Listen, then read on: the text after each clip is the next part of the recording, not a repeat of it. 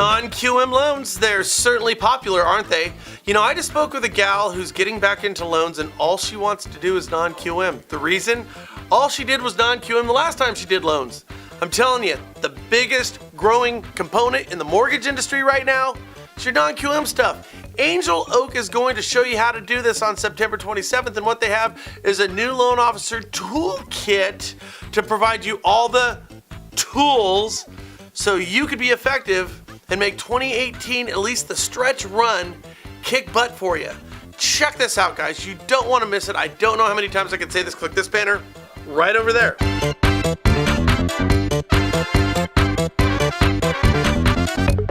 So in the housing industry right now, the July numbers are in for home sales. You know, midway through the hot summer season, and yeah, they're horrible. Sorry, I would love to tell you otherwise, but they're just horrible. And this is from NAR, the National Association of Realtors. Now, NAR, they never spin bad news about real estate. NAR would report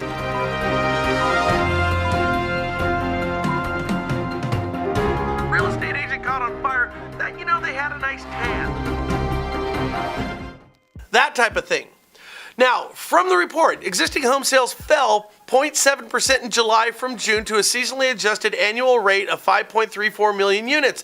The National Association of Realtors said Wednesday economists surveyed by the Wall Street Journal had expected sales to rise 0.6% to a seasonally adjusted rate of 5.41 million.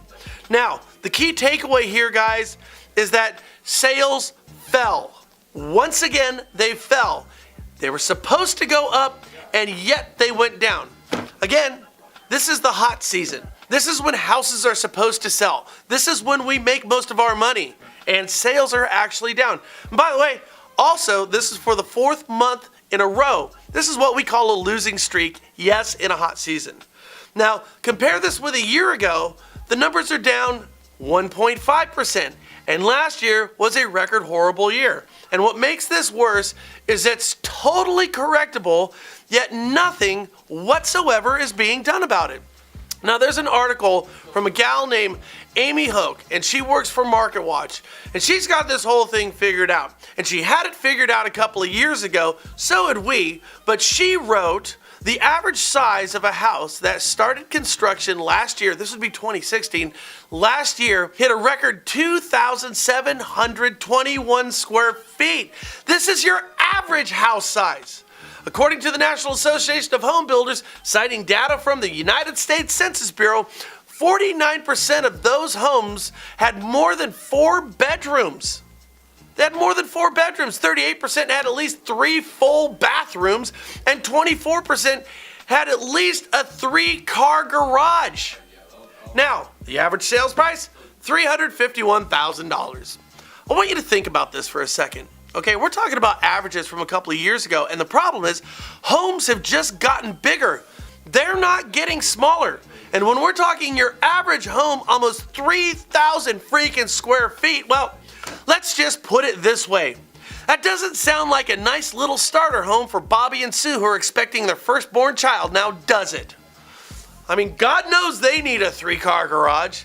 God knows they need 4 full bathrooms, just don't know where I want to go that time of day. And 5 bedrooms? Are you kidding me? Is that whatsoever practical in the slightest of sense? And more importantly, it's totally unaffordable. Do you see where I'm going with this? Why don't these new home builders get their heads out of their keisters? Because I gotta tell you guys, I'm talking to you new home builders out there right now. You're building these giant houses with all these rooms and bathrooms. I mean, I don't take Metamucil yet.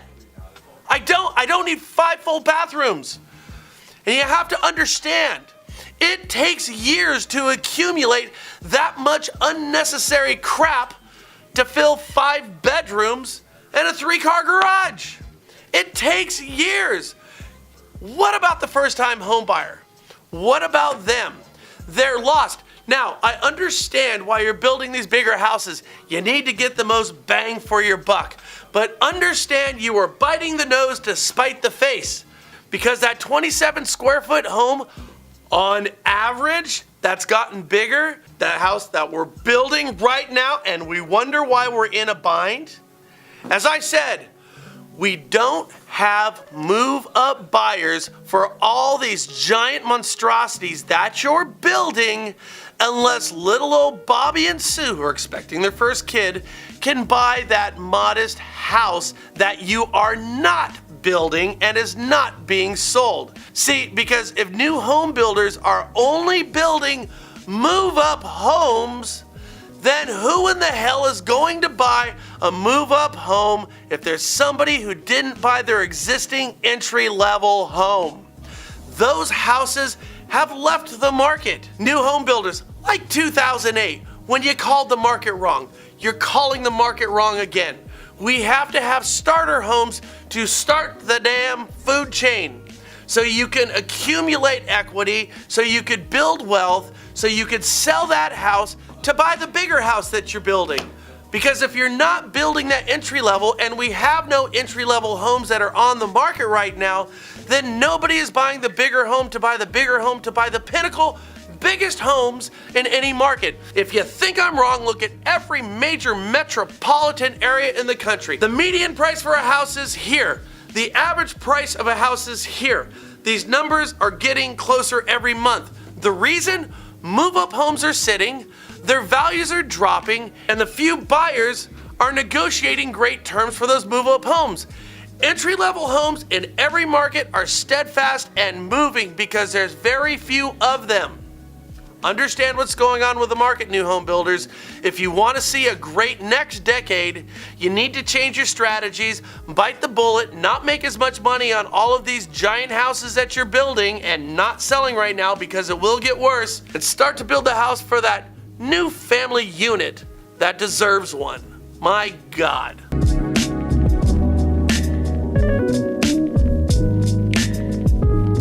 My partner Frank Garay, he's out today. He's at the doctor getting a good checkup to make sure everything's going okay with the plumbing and all. He will be back tomorrow. Now, if you are meeting us for the first time, subscribe. We will bring you great real estate and mortgage information every day, free of charge, no strings attached, and we won't spam you. And second of all, if you're watching us and you like our show, do me a favor. Sharing this is huge for us. Help us out by getting this to the masses. Share it on your Facebook, your social sites, your email, if you still do that, the 8-track of mass communication. And of course, we will see you guys here tomorrow. Thanks a bunch for everything. As usual, happy selling.